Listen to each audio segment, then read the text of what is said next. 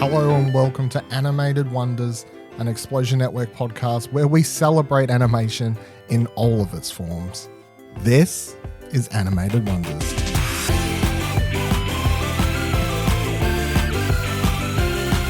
In this season, we'll be discussing all the films from Mamoru Hosoda. Hello, my name is Blight, and joining me to discuss this animated wonder is Ashley Hobley.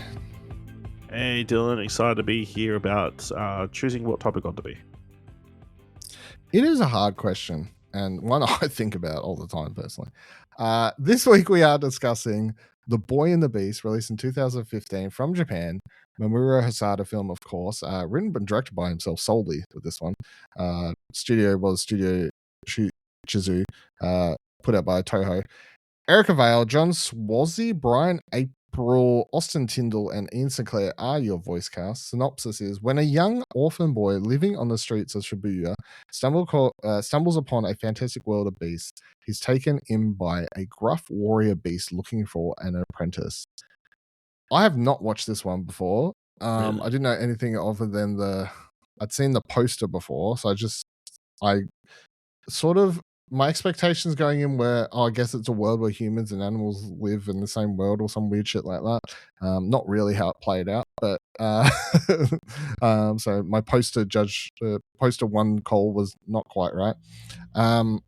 You've seen this one before? Yes. So Actually, I'm pretty sure the first time I heard about this movie was it was talked about on At the Movies with Margaret and Dave. Oh, there you go. Yeah, I watched a review for that, and then I didn't actually watch it till several years later. But there you go. What do you think on this rewatch then?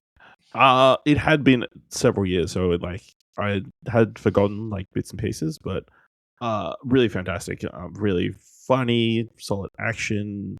That core central relationship I think is kind of key, like the apprentice master, or the bad master, good apprentice, I guess. Two people with very similar attitudes, I guess, coming together to make each other better, I think, is a story.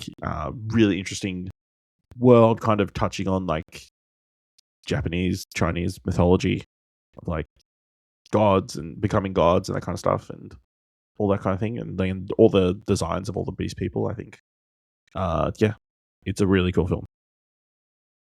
What do you think first time? I think it was fine. I think I enjoyed it.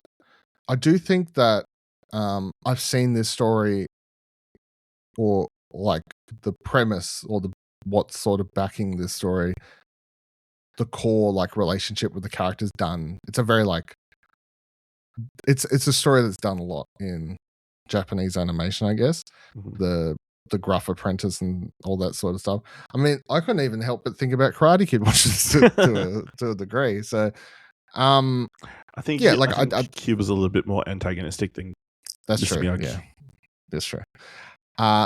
So yeah, I enjoyed it. But the other thing that had me thinking is, I do feel like we go from Girl Who Leapt Through Time is and then when you go Summer Wars, Wolf Children, and then this, it's almost more lighter tone, sort of a bit more fluffy, bit deeper. Bit more lighter, fluffy, bit deeper. You know what I mean? At least that's with 4 films in on this rewatch. It seems to, that's how I'm viewing them, at least so far. So yeah, whether or not it plays out across the rest. I think it's going to be interesting because I feel like in the next few films we're going to see him revisit some ideas he'd done previously and tell new stories with maybe similar ideas on settings or themes and that kind of stuff. So I guess we'll wait and see till the next few films how we feel about that. But. Core themes I had down for this one is just found family over blood. Was my core takeaway, which I guess you go through. It's the whole thing where his mother dies at the start of the film. Then you have this boy who doesn't want to go live with he can't go live with his father, so he's going to be put into a home. And said runs away, ends up following these animal creature, monster creature things. It's this other magical world. Finds his family over there. Not only his master, but of course he has this bond in general with the monk character and then the other dude as well. So like he has this found family over there, and then when he tries to reconnect with his actual father later in the film, realizes that it's sort of pointless, or like he's trying to force something that's not necessary at all. So yeah, I did feel like the core story, I guess, is just found family over. Just because they're blood doesn't mean they're actually like as important as other people potentially. I guess is the thing. Absolutely. I think, obviously it's jumping forward in the film, but like the final time he sees the two other, I guess, father figures that he had, like the two friends to his master, like, and tells them how important they are to him. Like that's on the steps. On the steps. Yeah. Like, again, the story about family and like how important those figures are and that kind of stuff. And yeah, I think that, and I think also maybe it doesn't tackle it the entire film, but the idea of hate and lies being incredibly destructive and like the end of all things, I guess, that those are the things that ultimately lead to, the big bad in the end.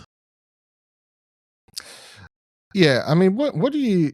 Because the other stuff I had there. So in philosophical ideas for this one, I had down inner strength destroying darkness, and then I just wrote down samurai like ideals as an all-encompassing dot point. What go deeper on that? What do you take away from the whole, like, especially when it's because it's only humans that can have this inner darkness build in them and can take over your body. Like if you let hatred and if you let these evil thoughts take over your body, it can turn you into a villain, basically. I don't think it's too much deeper than that. Like obviously the story is that what is the kid's name? It's hard to keep track. Kade? Yeah, that sounds right. Is the other kid who's obviously been lied to his entire life that they've been led to believe that he isn't a beast, but he's actually a human child, and even though his father is meant to be the best and greatest and nicest and noblest, like he's been even perpetuating this lie about this kid. I spot this kid the first time in the movie. I go, "You're fucking human." Like, no, it did not click for a while for me, but really, it was like, which is funny because obviously he does wear like I guess like a cosplay hat. Yeah, a beast cosplay hat the entire time. Since I saw him in the market, I was like, "What the fuck are we talking about? You're another human." I know he had a slightly different complexion, so yeah, I mean, so much of his hatred and stuff kind of eats away at you and makes you a worse version of who you actually are and that kind of thing. I think it's probably very telling that in the end he doesn't remember any of the stuff that he did while he was a giant whale. I don't know what that the end sequence. I'll be honest, I don't understand what that is a reference to, other than it tying into the Moby Dick theme. That there is a Moby Dick theme, of the whale was yourself, so by Cuta killing the whale, or I don't know, do you want to call him Cuta, do you want to call him Ren, but him beating that whale, he kind of beat that side of himself. So I don't know if it nails that metaphor or if I'm reading it correctly, but it looked cool. Yeah, I mean that sequence is very good, and all around Tokyo and whatever. So, yeah, I mean, again, I think this is why I think this movie is good, but not as I'm not saying it's like great or anything. It's just because a lot of these ideas I have seen in so many other things, and like they're fine here. I'm not saying they're done bad or anything, but I just the hatred and darkness holding within yourself is bad and can turn you into an evil person. I'm like, I get it. I can't disagree.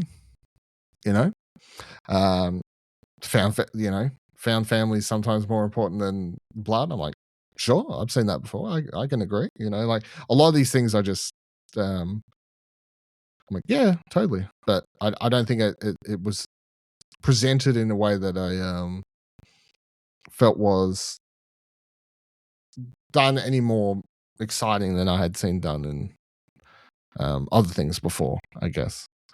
And then with the samurai like ideals, I guess it was just that there's almost like a Ronin samurai element to the way they work with themselves, the battles, especially from the what they call the Lord or whatever, like the whole like they keep themselves sheathed at all times and all this sort all of their stuff swords are tied shut, which is an interesting idea. So kind of crazy that all these people are working super hard to make these swords and they're put in a sheath, never to be opened except when the sheath is broken and sent straight through somebody's body. It's like, oh fuck, that's what that looks like. All this work to make it really super sharp. You could just put a dull blade in there. No one would ever know. That's true. Very true. No one would have known. Just put a stick with some a handle on it. Or just stick the handle section of the sword to the sheath, and then you're done.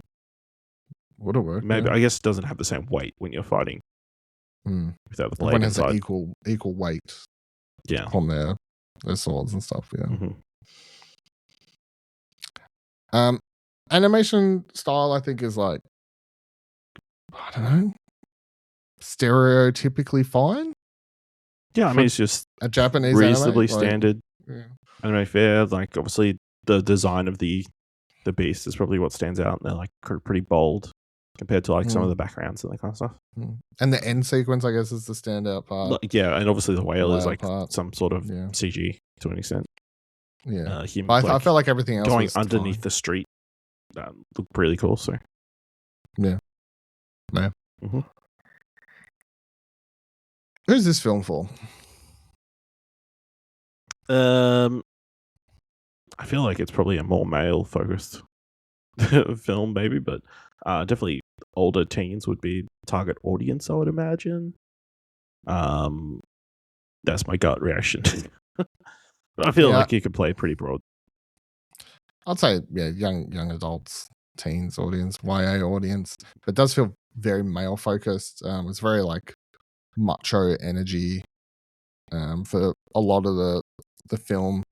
There's no female characters of note at all in it. It's a very shonen story. You know what I mean? Yeah. Okay. Yeah. It is a very big dude yelling, learning to talk from their heart. Yeah. Yeah. So YA male audience, I think, is where we're going. Wondrous elements from this film. Pick two from these that stood out the most for you. Animation, visual style, music and sound design, voice performances, world building, emotional impact. I mean, it's probably going to be animation and world building. I think it is pretty well animated. I think this one has some interesting like sequence design. Like there is a lot of sequences where the camera kind of pans across to one character, even if a very important character is out of frame. Like I believe one of the most prominent ones is when he goes to see his father for the first time, and his dad doesn't recognize him. It pans across to Ren before his father runs into frame to hug him. I think they do that a couple of times throughout it. So I think some of the like direction of the scenes I think is quite interesting. Shot. I don't know. I can't think of the correct term to call it, but yeah. And then like all the different designs again, like crazy beast people and all very basic beast people, and that kind of stuff. And then the world that they build, like the two worlds that they build, the normal world with him and the girl he meets wanting to go to school and struggling with that, but then the beast world and the lore of gods and lords and succession and that kind of stuff. I thought it was all very fascinating. What about you? I'm going to go world building for the same reasons you said. Obviously, it's as soon as you get into a created world or sub world or whatever we're calling this, you've got all these interesting elements and rules that are at play there. Obviously, the unsheathing of the swords and a lord who can basically choose to die when he's ready to retire and become a god, and him spending however many years deciding on what god he wants to become, and all these different things is quite funny, especially when at the end he's like, "Oh God, if I should have made my mind up faster." Like, and I'll go voice performances actually, because as much as I don't like, there's no like standout super emotional voice performances. But I think all of the characters within that world, between the Lord and then all the monster characters, and like there's a lot of like gruff, different sounding voices people get to do because they're playing animals, I guess. That helps stand apart. I do think like all the character voices are rather unique and stand out in this world. Like whenever you have a scene, if you was to close your eyes when they're training, like you could tell which is the monk, which is the side dude who apparently just sits there and is this. I don't know what he actually does, but you know, everyone has their own sort of unique tone, I think, throughout this world. Yeah, absolutely. Favorite moment, scene, character? I'm going to say two. That one is like the initial training sequences, I guess, or like the initial building of the relationship, whether it's him copying Mutsu, or them like fighting and running with him, chasing him around their house, or the classic progression of time sequence where they're training and the leaves on the tree goes and the seasons change and all that kind of stuff. I thought that was all really well executed. The other sequence that I thought was really great was when they're sent out to visit other lords to learn what true strength is, and all the other interpretations of what true strength is. I think was really interesting, creative, and like probably philosophically interesting. Yeah, that was going to be that's my favorite scene, if we want to call it that.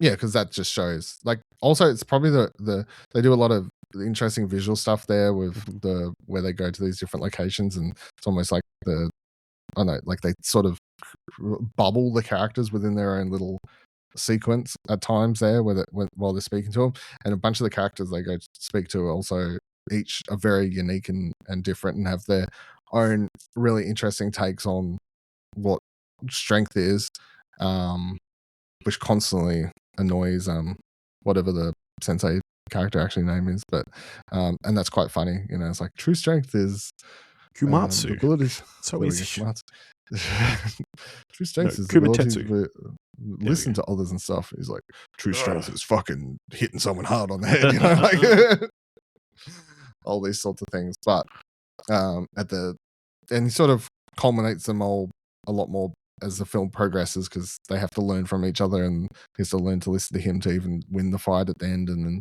he has to learn he sacrifices himself. Like they sort of all come to fruition in one way or another by the time you get to the end of the movie. So I think that scene stands out.